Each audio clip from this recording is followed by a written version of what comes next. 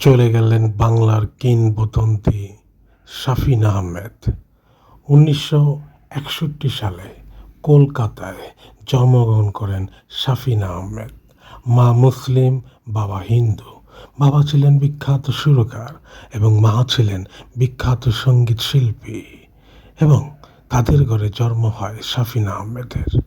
হঠাৎ করে শাফিন আহমেদ ২৫শে জুলাই আমেরিকায় এক হাসপাতালে ভর্তি হয়।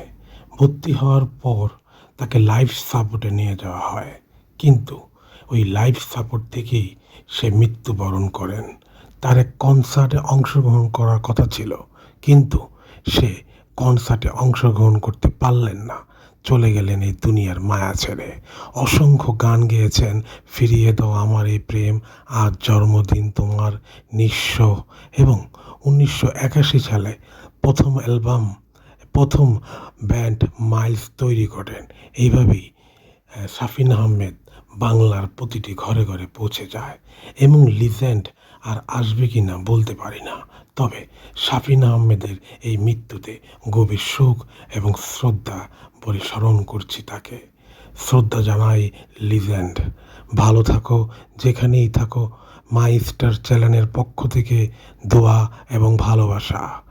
মাই স্টার চ্যানেলের পক্ষ থেকে শাফিন আহমেদের আত্মার মাগফিরাত কামনা করছি এবং দোয়া করি আল্লাহ তাকে জান্নাতুল ফেরদৌস দান করুক। আমিন।